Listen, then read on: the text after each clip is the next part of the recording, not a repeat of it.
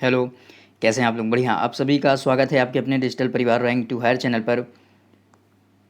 World mapping के अंतर्गत हम उत्तरी अमेरिका के बारे में एक जो पहला उसका पार्ट था उसमें हम उत्तरी अमेरिका के जितने भाग हैं उसको देख चुके हैं। उत्तरी अमेरिका में कि जो मध्य अमेरिका वाला क्षेत्र हो गया और उसके बाद लैटिन अमेरिका वाला जितने भी क्षेत्र उन सभी के बारे में जानकारी प्राप्त कर चुके हैं। अब नॉर्थ अमेरिका का दूसरा पार्ट्स है और इस भाग के अंतर्गत हम नॉर्थ अमेरिका के जो रॉकी पर्वत हो गया उसके पश्चिमी भाग वाला जितने भाग हैं और साथ ही साथ जो अल्पेशियन पर्वतीय क्षेत्र है और जो कनाडा में स्थित जो महत्वपूर्ण लेक्स हैं और कनाडा और यूएसए की सीमा पर स्थित जो 5 महत्वपूर्ण लेक्स हैं उनके बारे में संपूर्ण जानकारी प्राप्त करेंगे। एक बार हम सबसे पहले जो उत्तरी अमेरिका है, उत्तरी अमेरिका को याद करने उत्तरी अमेरिका में कितने देश हैं जो मोस्ट इम्पॉर्टेंट हैं उनको याद करने का टोन कैसे है उसको देख लीजिए। सबसे पहले कनाडा, यूएसए, मैक्सिको, उसके बाद है Guatemala, Belize, El Salvador, Honduras, Nicaragua, Costa Rica, Panama. ये इसकी टोन है याद करने की। एक दो बार आप भी इसको पढ़िएगा, एक टोन में याद हो जाएगा आपको कि सबसे पहले Canada, USA, Mexico, Guatemala, Belize, El Salvador, Honduras, Nicaragua, Costa Rica, Panama और अलास्का वाला जो क्षेत्र है ये आपका यूएसए के अंतर्गत आता है। आइए उत्तरी अमेरिका के दूसरे भाग के अंतर्गत दूसरे पार्ट्स में इसके उत्तरी अमेरिका के जो महाद्वीप है उसको उसकी जो स्थलाकृति है उस स्थलाकृति को कितने भागों में विभाजित किया गया है। आइए इसको देखते हैं कि उत्तरी अमेरिका महाद्वीप स्थलाकृति के आधार पर इसको 4 भागों में विभाजित किया गया है। सबसे पहला भाग है रॉकी पर्वतीय क्षेत्र का भाग, दूसरा अमेरिका का विशाल मैदान, तीसरा अल्पेशियन पर्वत का जो भाग है और चौथा है तटीय मैदान। ये उत्तरी अमेरिका को 4 भागों में विभाजित किया गया है। और उत्तरी अमेरिका के पश्चिम में अलास्का की ब्रुक श्रेणी से लेकर पनामा तक लंबी पर्वत श्रेणी को क्या बोला जाता है? पश्चिमी कॉर्डिलेरा इसको बोला जाता है। ये मैप में देखिए कि यहाँ जो आपके अलास्का है, अलास्का के ब्रुक्स रेंज से लेकर ये जो पूरा जो क्षेत्र है और साथ ही साथ जो पनामा तक का जो क्षेत्र है यहाँ तक का ये जो क्षेत्र है पूरा, इसको क्या बोला जाता है? पश्चिमी वेस्टर्न कॉर्डिलेरा इसको बोला जाता है, पश्चिमी कॉर्डिलेरा। मैप के सहारे हर चीज़ को देखते हुए एक एक चीज़ को देखते हुए आगे बढ़ेंगे, इसलिए मोस्ट इंपॉर्टेंट हो जाएगा आपके लिए। अब मैप पढ़ रहे हैं तो साथ साथ अपना जो आउटलाइन मैप हो गया आपके पास एटलस होगा उसको अपने पास रखिएगा और इसको नोट करते रहिएगा कि उत्तरी अमेरिका के जो पश्चिम है अलास्का के ब्रुक्स श्रेणी से लेकर ब्रुक्स रेंज से लेकर और जो पनामा तक का क्षेत्र है उसको पश्चिमी कॉर्डिलेरा बोला जाता है। और इस पश्चिमी कॉर्डिलेरा की सर्व प्रमुख जो चोटी है पर्वत श्रेणी है उसको क्या बोला जाता है? रॉकी माउंटेन, रॉकी पर्वत बोला जाता है। जो रॉकी पर्वत का विस्तार कहाँ से कहाँ तक है? आपके अलास्का से लेके आपका यूएसए तक इसका विस्तार देखा जाता है। अभी इसको मैप में देखेंगे जिसकी लंबाई है 4800 किलोमीटर इसकी लंबाई है। और इसी में जो आपका पश्चिमी कॉर्डिलेरा है इसकी प्रमुख जो अन्य चोटियाँ हैं आपके जैसे कैस्केड रेंज हो गया, Sierra Nevada, Sierra Madre Occidental, Alaska, ये सभी क्या हैं? जो पश्चिमी कॉर्डिलेरा है इसकी प्रमुख चोटियाँ हैं, इसकी प्रमुख जो श्रेणियाँ हैं। आइए आगे उत्तरी अमेरिका की जो सबसे ऊंची चोटी है माउंट मैकिनले। माउंट मैकिनले क्या है? उत्तरी अमेरिका की सबसे ऊंची चोटी है जो अलास्का रेंज में स्थित है। आइए इसको मैप में देखें। उत्तरी अमेरिका की जो सबसे ऊंची चोटी है माउंट डेनाली, इसी को माउंट मैकिनले बोला जाता है। कहाँ? आपके अलास्का में स्थित है। और अलास्का कनाडा को ये जो रेखा है ये रेखा अलास्का और कनाडा को अलग करती है। अलास्का यूएसए का ही भाग है, याद रखिएगा इसको। आगे रॉकी पर्वत के पूर्व तथा अपलेशियन पर्वत के पश्चिम में उत्तरी अमेरिका का विशाल मैदान है। रॉकी पर्वत आपका ये पश्चिम में पूरा स्थित है और अपलेशियन पर्वत आपका ये जो कनाडा के क्यूबेक से लेकर आपका यूएसए में बर्मिंघम तक इसका विस्तार है अपलेशियन पर्वत का। तो इसके मध्य का जो क्षेत्र है इसको क्या बोला जाता है? उत्तरी अमेरिका का विशाल मैदान है। इसको भी अभी मैप में दिखाते हैं। और इसका जो रेंज है वो मैकेंजी नदी के डेल्टा से दक्षिण में मैक्सिको की खाड़ी तक है इसका विस्तार, जो आपका विशाल मैदान है उत्तरी अमेरिका का। आइए इसको मैप में देखें। उत्तरी अमेरिका के मैदान का जो विस्तार है रॉकी अमेरिका जो रॉकी पर्वत है उस रॉकी पर्वत के पूर्व में और जो अपलेशियन पर्वत है इस अपलेशियन पर्वत के इधर पश्चिम में स्थित है। ये जो पूरा विशाल मैदान है इसी को क्या बोला जाता है? आपके जो उत्तरी अमेरिका है उसका विशाल मैदान इस क्षेत्र को बोला जाता है।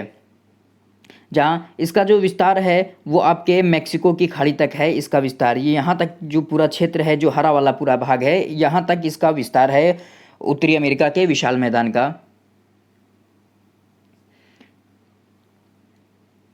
आगे अपलेशियन पर्वत के बारे में देखते हैं कि अपलेशियन पर्वत विस्तार कनाडा के क्यूबेक से लेकर यूएसए के बर्मिंघम तक अपलेशियन जो पर्वत है इसका विस्तार है। और यह उत्तरी अमेरिका का एक पश्चिमी मोड़दार अपशिष्ट पर्वत का उदाहरण है आपका अपलेशियन पर्वत। अपलेशियन पर्वत इसका विस्तार कहाँ से कहाँ तक है? अपलेशियन पर्वत ये अब कनाडा के क्यूबेक सिटी से लेकर आपका इसका यूएसए के बर्मिंघम तक, यहीं बर्मिंघम है वहीं तक इसका विस्तार है पूरा अपलेशियन पर्वत। और अपलेशियन पर्वत की ही जो चोटी है, इंपॉर्टेंट चोटी है, माउंट मिकेल हो गया, ये इसकी महत्वपूर्ण चोटी है, इसको याद रखिएगा अपलेशियन पर्वत की। आगे बढ़ें। इस पर्वत का सबसे ऊंचा भाग ब्लू रिज माउंटेन की चोटी मिकेल अपलेशियन की सबसे ऊंची चोटी है। अब यहीं पर क्या है आपका ब्लू रिज, यहीं पर आपका ब्लू रिज है माउंटेन है, उसी की सबसे ऊंची चोटी है माउंट मिकेल, इसको याद रखिएगा। अपलेशियन की जो अपलेशियन माउंटेन है उसका एक भाग क्या है ब्लू रिज, उसकी सबसे ऊंची चोटी है माउंट मिकेल। अपलेशियन की सबसे ऊंची चोटी है। इस पर्वत को के पूर्वी किनारे को फॉल लाइन कहा जाता है। क्योंकि अपलेशियन पर्वत से अटलांटिक महासागर के तट की ओर गिरने वाली नदियां क्या होती है, यहाँ जलप्रपात बनाती है। यहीं से क्या होता है कि अपलेशियन पर्वत हो गया, अपलेशियन पर्वत से इधर पूर्व की ओर जो नदियां जाती हैं वो अटलांटिक महासागर में गिरती हैं। अब अटलांटिक महासागर में गिरने के कारण क्या होता है, यहाँ की नदियाँ क्या बनाती है, जलप्रपात बनाती हैं। अब इन क्षेत्रों में क्या होता है, नदियाँ अत्यधिक वेग के साथ अटलांटिक महासागर में गिर रही हैं, अटलांटिक ओशियन में गिर रही हैं, तो नदियों का अत्यधिक मार्ग के साथ, तीव्र वेग के साथ अटलांटिक ओशन में गिरने के कारण ही क्या देखा जाता है कि इन क्षेत्रों में जो आपका अपलेशियन पर्वत है इसके क्षेत्रों में क्या देखा जाता है कि नदियों के अत्यधिक वेग होने के कारण यहीं पर ताप विद्युत संयंत्र की स्थापना की गई है। आइए इसको देखें। अब नदियां क्या होती है, अत्यधिक तीव्र वेग के साथ इसमें गिरती हैं और वाटरफॉल जलप्रपात बनाती है। इसलिए नॉर्थ अमेरिका का जो यह क्षेत्र है अपलेशियन पर्वत के जो पूर्व का जो क्षेत्र है ये जल विद्युत ऊर्जा के उत्पादन की दृष्टि से सर्वाधिक महत्वपूर्ण क्षेत्र है। अपलेशियन पर्वत की उत्तरी क्षेत्र कोयला के भंडार की दृष्टि से उत्तरी अमेरिका का सबसे महत्वपूर्ण क्षेत्र है। अपलेशियन पर्वत के उत्तर में, अपलेशियन पर्वत के उत्तर में यहीं पर पेंसिल्वेनिया है। पेंसिल्वेनिया यहाँ पर स्थित है आपका, जो क्या है, पेंसिल्वेनिया में आपके कोयला का भंडार स्थित है। कोयले के भंडार स्थित होने के कारण क्या देखा जाता है कि यह आपका महत्वपूर्ण औद्योगिक क्षेत्र भी है। अब कोयला का भंडार है, साथ ही साथ इन क्षेत्रों में लौह अयस्क की भी उपलब्धता है, जिसके कारण जो आपका पेंसिल्वेनिया हो गया और पिट्सबर्ग का जो क्षेत्र है यूएसए में है, ये सभी क्षेत्र क्या हैं, औद्योगिक केंद्र हैं, लौह अयस्क के उत्पादन के औद्योगिक केंद्र हैं। कि अपलेशियन पर्वत के उत्तरी क्षेत्र कोयला के भंडार की दृष्टि से उत्तरी अमेरिका का महत्वपूर्ण क्षेत्र है पेंसिल्वेनिया, और इस पेंसिल्वेनिया के क्षेत्र में एंथ्रासाइट कोयले का भंडार पाया जाता है। याद रखिएगा कि एंथ्रासाइट कोयले का भंडार पेंसिल्वेनिया के क्षेत्र में पाया जाता है। और पिट्सबर्ग जो वहाँ पर यूएसए में है, यहाँ पर किस प्रकार का कोयला पाया जाता है, बिटुमिनस प्रकार का कोयला पाया जाता है। और यहाँ जो पिट्सबर्ग है यह लौह इस्पात उद्योग का सबसे बड़ा केंद्र है यूएसए का। याद रखिएगा, जो भी आपके औद्योगिक गतिविधियों से संबंधित जो भी महत्वपूर्ण क्षेत्र होंगे उन क्षेत्रों को भी बताते चल रहा हूँ इसमें। तो आपका जो पिट्सबर्ग है वो लौह इस्पात उद्योग का यूएसए का सबसे बड़ा केंद्र है। याद रखिएगा इसको। अपलेशियन आपकी पेंसिल्वेनिया हो गया और जो पिट्सबर्ग है मोस्ट इंपॉर्टेंट क्षेत्र है, इनको याद रखिएगा। और अपलेशियन पर्वत यह दक्षिणी क्षेत्र लौह अयस्क के भंडार हैं। अपलेशियन पर्वत है उसका जो दक्षिणी क्षेत्र है ना, ये अपलेशियन पर्वत के ये जो दक्षिणी क्षेत्र है यहीं बर्मिंघम है, तो ये दक्षिणी क्षेत्र क्या है, लौह अयस्क के भंडार की दृष्टि से महत्वपूर्ण है। अपलेशियन पर्वत वाला जो क्षेत्र है वो पूरा कोयले के भंडार की दृष्टि से, लौह अयस्क के भंडार की दृष्टि से मोस्ट इंपॉर्टेंट क्षेत्र है। इसलिए अपलेशियन पर्वत के बारे में याद रखिएगा, ध्यान रखिएगा, इसको मैप में भी इसको दिखाया हूँ। अपलेशियन पर्वत यह दक्षिणी क्षेत्र लौह अयस्क का भंडार की दृष्टि से महत्वपूर्ण क्षेत्र है। बर्मिंघम क्या है, जो लौह अयस्क दक्षिण में जो लौह अयस्क का जो भंडार है वो बर्मिंघम महत्वपूर्ण क्षेत्र है, जहां लौह अयस्क के भंडार है, जिसके कारण बर्मिंघम में क्या लौह इस्पात उद्योग की स्थापना की गई है। यूएसए का महत्वपूर्ण लौह इस्पात उद्योग केंद्र है ये। एक बार मैप में देख लेते हैं, जो एक डायग्राम बेस्ड मैप है, जहां क्यूबेक कनाडा के क्यूबेक से लेकर अपलेशन पर्वत का विस्तार कनाडा के क्यूबेक से लेकर बर्मिंघम यूएसए के बर्मिंघम तक है, और पेंसिल्वेनिया है और पिट्सबर्ग है, ये महत्वपूर्ण औद्योगिक केंद्र हैं कहाँ के, आपके यूएसए में। ये पेंसिल्वेनिया हो गया, पिट्सबर्ग, बर्मिंघम, ये सभी कहाँ स्थित है, यूएसए में स्थित है, याद रखिएगा इसको। और पेंसिल्वेनिया में आप जानते हैं कोयला की भंडार की दृष्टि से, एंथ्रासाइट कोयला की भंडार की दृष्टि से महत्वपूर्ण क्षेत्र है, और पिट्सबर्ग लौह अयस्क के भंडार की दृष्टि से महत्वपूर्ण क्षेत्र है, और साथ ही साथ यूएसए का सबसे महत्वपूर्ण औद्योगिक लौह इस्पात की दृष्टि से महत्वपूर्ण औद्योगिक केंद्र है। अब आइए रॉकी पर्वत के बारे में देखें कि रॉकी पर्वत का जो विस्तार है वो अलास्का से लेकर यूएसए तक इसका विस्तार है। मैप में आइए इसको देखें कि रॉकी पर्वत का विस्तार कहाँ से कहाँ तक है। ये आपके जो अलास्का वाला क्षेत्र है, अलास्का वाला क्षेत्र से लेकर ये पूरा जो आपके कनाडा से लेकर यूएसए और मैक्सिको की सीमा तक इसका पूरा विस्तार, रॉकी पर्वत जो रॉकी माउंटेन है इसका विस्तार देखा जाता है। और इसकी महत्वपूर्ण जो पर्वत श्रेणियां हैं उसके बारे में भी देखेंगे। रॉकी माउंटेन अलास्का से यूएसए तक इसका विस्तार है। अलास्का में क्या है, आपकी ब्रुक्स रेंज है और अलास्का रेंज है, और यूकॉन प्लेटू है वो स्थित है यहाँ पर। इसलिए मैप देखिए और मैप देखकर एनालिसिस कीजिए और वो आपको याद रहेगा। अलास्का में ये आपके ब्रुक्स रेंज हो गया, और फिर आपकी यहाँ पर अलास्का में ही आपकी अलास्का रेंज है जिसकी सबसे ऊंची चोटी माउंट मैकिनले या माउंट डेनाली है, और इन्हीं दोनों के मध्य ब्रुक्स रेंज और अलास्का रेंज के मध्य ये वाला जो प्लेटू है इसी को यूकॉन प्लेटू बोला जाता है।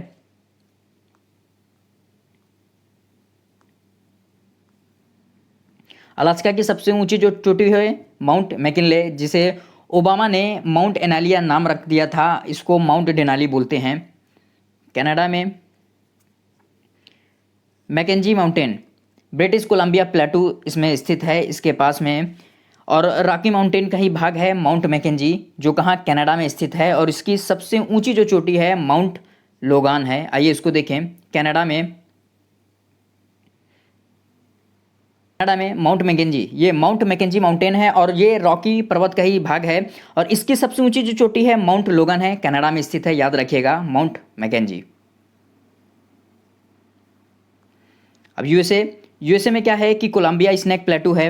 अब कोलंबिया स्नैक प्लेटू है, ये कैस्केड जो रेंज है उसके पूर्व में स्थित है आपकी कोलंबिया स्नैक प्लेटू, और यूएसए में जो महत्वपूर्ण जो रेंज है कैस्केड रेंज है उसकी जो श्रेणियां हैं माउंट रेनियर, माउंट हुड और माउंट शास्ता है। आइए इसको मैप में देखें। माउंट रेनियर है, माउंट हुड है और माउंट शास्ता, ये कैस्केड रेंज की चोटियां हैं, और इसी कैस्केड रेंज के पूर्व में ही आपका यहाँ कोलंबिया स्नेक का प्लेटू स्थित है, याद रखिएगा। एटलस मैप में दिख रहा है पूरा कि यहाँ पर जो आपका कोलंबिया स्नेक, ये जो स्नेक है ना, यहीं पे कोलंबिया स्नेक का प्लेटू है, याद रखिएगा इसको।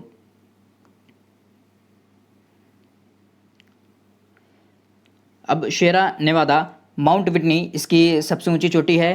इसकी अवस्थिति कहाँ है, ये शेरा नेवादा को भी देखते हैं, ये यूएसए में है। ये शेरा नेवादा हो गया। अब शेरा नेवादा के पास में ही डेथ वैली स्थित है, इसको भी ध्यान रखिएगा। शेरा नेवादा, इसकी जो सबसे ऊंची चोटी है माउंट विटनी, ये आपकी माउंट विटनी शेरा नेवादा की सबसे ऊंची चोटी है, याद रखिएगा इसको। अब जो डेथ वैली है, अब शेरा नेवादा के ही दक्षिण में डेथ वैली स्थित है, जो एक भ्रंश घाटी है, जो यूएसए का सबसे गर्म स्थान होने के साथ ही सबसे नीचा स्थान भी है आपका डेथ वैली। शेरा नेवादा के पास ग्रेट बेसिन स्थित है, पूर्व में इसके कोलोराडो प्लेटू स्थित है। वहीं जो शेरा नेवादा हमने देखा, उस शेरा नेवादा के पास में ही क्या ग्रेट बेसिन स्थित है, यहीं शेरा नेवादा के पास में यहाँ पर ग्रेट बेसिन है। इसी ग्रेट बेसिन के पास में आपकी जो कोलोराडो प्लेटू है वो स्थित है शेरा नेवादा में, यूएसए में स्थित है। ये मैक्सिको के बारे में बात करें तो मैक्सिको में सेरा माद्रे ऑक्सीडेंटल और सेरा माद्रे ओरिएंटल, ये दो श्रेणियां हैं। अब याद रखिएगा, जो सेरा माद्रे ऑक्सीडेंटल है ये वेस्टर्न है, पश्चिम में स्थित है, और जो सेरा माद्रे ओरिएंटल है ये ईस्टर्न में स्थित है। मध्य में इनके मैक्सिकन प्लेटू है, इन दोनों श्रेणियों के मध्य में मैक्सिकन प्लेटू स्थित है। आइए इसको मैप में देखें।